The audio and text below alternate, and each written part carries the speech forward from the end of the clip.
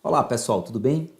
Qual será o tema do nosso vídeo de hoje? Vamos tratar sobre questões comentadas da DPE Pernambuco. Vou comentar as questões de direito penal do concurso da Defensoria Pública do Estado de Pernambuco. Mas antes disso, vamos ver um pouquinho como é que foi a prova. A prova foi, para os padrões da banca CESP, foi um pouco mais fácil do que o normal. Muitas questões ligadas mais à legislação, como a antiga FCC cobrava um pouco mais de lei seca, bastante questão doutrinária também, mas foi um pouco mais fácil e significa que o ponto de corte vai ser alto, altíssimo, para as médias dos concursos que a CESP faz. Para quem não me conhece ainda, eu sou Douglas Silva, sou professor e juiz de direito. E antes da gente ver a nossa questão de hoje, peço logo que você deixe seu like, inscreva-se no canal e aperta no sininho para você ser notificado dos próximos vídeos, das questões comentadas que eu postar e de outros vídeos que eu venho postando também.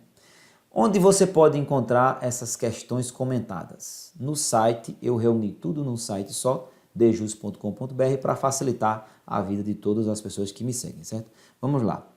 Para acessar o site, você vai entrar no seu navegador, digitar dejus.com.br.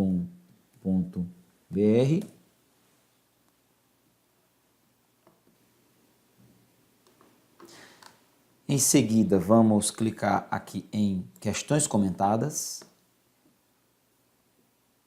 E vamos achar aqui a nossa questão, que é a 66. Vejam que nesse site tem vários vídeos sobre dicas de como você estudar para concurso público, tem questões comentadas por escrito e também questões comentadas em vídeo. Tem bastante material aqui. Eu peço a vocês que depois dêem uma olhada, que tem muita coisa interessante aqui para vocês verem.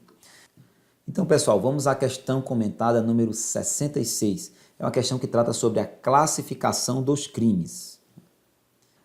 O enunciado da questão diz o seguinte: com relação à classificação dos crimes, julgue os itens a seguir. Temos 5 itens e temos as alternativas para assinalar. Vamos ver cada um desses itens e ver a fundamentação por que está certo ou errado cada um deles. O primeiro item: denomina-se crime plurissubsistente o crime cometido por vários agentes. Essa afirmação está errada, porque um crime cometido por vários agentes é um crime em concurso de pessoas. Um crime plurissubsistente é um crime em que os atos de execução podem ser fracionados, ou seja, o intercrimes pode ser composto de vários atos, como ocorre normalmente com roubo, com homicídio.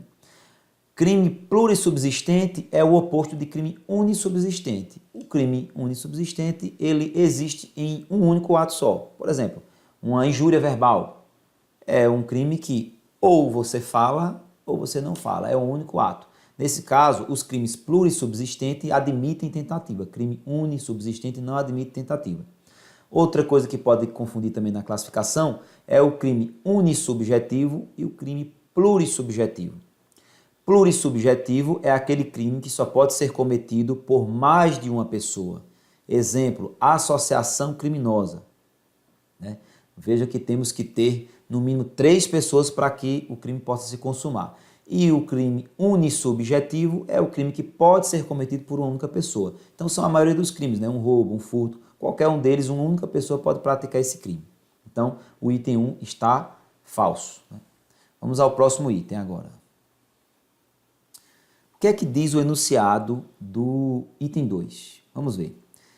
Se o sujeito fizer tudo o que está ao seu alcance para a consumação do crime, mas o resultado não ocorrer por circunstâncias alheias à sua vontade, configura-se o crime falho. Afirmação certa, gente. Por quê? O que esse enunciado disse foi nada mais, nada menos que o seguinte. A tentativa pode ser de 2 espécies: tentativa perfeita e imperfeita. A tentativa perfeita ocorre quando o agente pratica todos os atos de execução que estavam previstos no seu plano de ação e mesmo assim, por circunstâncias alheias à sua vontade, o resultado não venha a se consumar. É a chamada tentativa perfeita, conhecida também como crime falho. Veja que o examinador aqui nesse caso, ele quis saber não o nome mais comum, tentativa perfeita, e sim os outros nomes pelos quais a doutrina classifica, né? Um deles é crime falho, um dos que mais cai em prova. Tem outras nomenclaturas também, então fiquem sempre atentos a essas nomenclaturas que a doutrina dá para cada instituto, porque a banca normalmente ela não vai perguntar aquilo que é mais fácil, ela pergunta aquilo que é incomum. Então, por exemplo, não é comum chamar de crime falho, não é comum chamar, por exemplo, de quase crime. Às vezes ela coloca esse nome aqui, quase crime, então as pessoas acabam confundindo. Na verdade, quase crime é sinônimo de crime impossível, e crime falho é sinônimo de tentativa perfeita, que foi o que foi narrado nesse item 2 aqui, né? Agora vamos ao nosso próximo item. Item 3. Havendo, em razão do tipo, dois sujeitos passivos, o crime é denominado crime vago. E aí, gente? Essa afirmação está certa ou está errada? Na verdade, está errada. Afirmação errada. Por quê? Crime vago é aquele em que o sujeito passivo é um ente sem personalidade jurídica, como os crimes contra a sociedade, né? Os crimes contra a incolumidade pública, esses crimes em geral aqui. Um dos exemplos aqui é o ato obsceno, é um ato que não tem um sujeito determinado. O sujeito passivo é toda a sociedade. Já um crime em que, em razão do tipo, ele exige que tenha dois sujeitos passivos, não é um crime vago, nem tampouco um crime plurissubsistente, como eu expliquei no item 1. O crime plurissubsistente é aquele em que, no polo ativo, tem que ter mais de uma pessoa. Por exemplo, associação criminosa. 3 pessoas para cometer o crime. Já um crime onde se exige que tenha dois sujeitos passivos, ele é um crime em que a doutrina chama de dupla subjetividade passiva. Certo? Portanto, a afirmação está errada. Agora vamos ao nosso próximo item.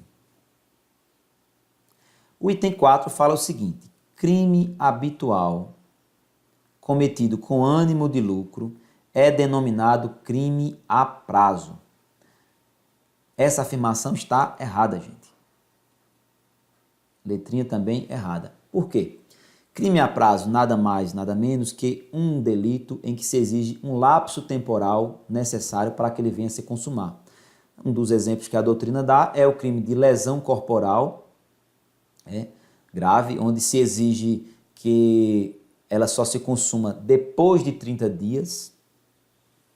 E outro exemplo é o crime de apropriação de coisa achada, porque se você acha uma coisa, tem aquele prazo de 15 dias para entregar ao dono ou à autoridade policial. Se você não o fizer, passado aquele prazo, é que o crime vem a se consumar. E um crime habitual é um crime em que se exige uma reiteração de condutas, como, por exemplo, o curandeirismo. Quem pratica o curandeirismo, ele não comete um crime habitual quando ele tenta fazer o primeiro ato. Tem que haver uma reiteração de atos, né, para que venha a se consumar.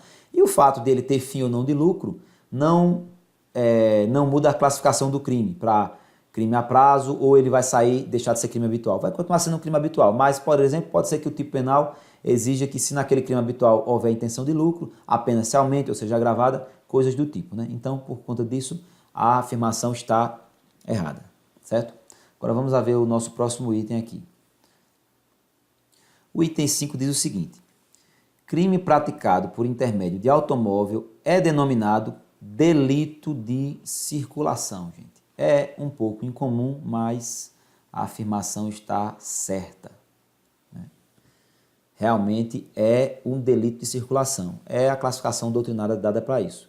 Seja ele tipificado no Código Penal, seja ele no Código de Trânsito. É o chamado delito de circulação.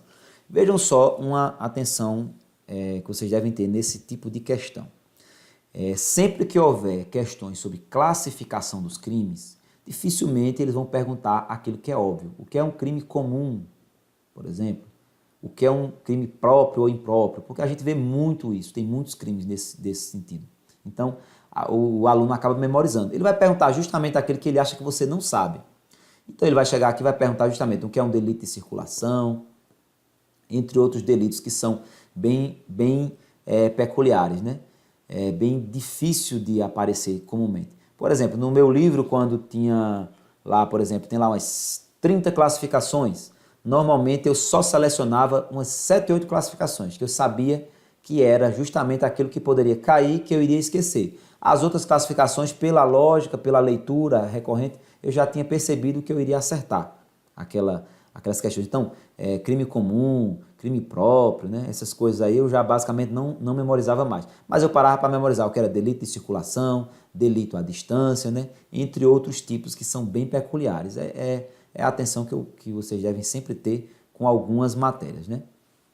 Portanto, aqui o gabarito foi letra C. Né? Segue aqui mais abaixo, vocês podem clicar aqui para acessar as demais questões comentadas. Tem mais questões aqui no site de outras matérias. Tem os vídeos aqui de como passar em concurso público, ensinando as técnicas, tudo que eu fiz para ser aprovado em vários concursos públicos, passar em primeiro lugar para juiz, passar em primeiro lugar no TRF, passar desde o 4º período já passar para concurso de delegados, entre tantos outros concursos que eu passei, né? Então eu mostro algumas dicas aqui e também tem o e-book para quem gosta mais de fazer a leitura. Dentro do e-book, quando você baixar, tem também os links para os vídeos, caso vocês queiram aprofundar mais esse tema, né? E logo peço que vocês, né, quem ainda não dê o seu like para ajudar o canal a crescer e manter esse projeto que é gratuito. Inscreva-se no canal, aperta naquele sininho para você ser notificado de cada vídeo que eu postar aqui. Deixo aqui meu forte abraço e até o nosso próximo encontro.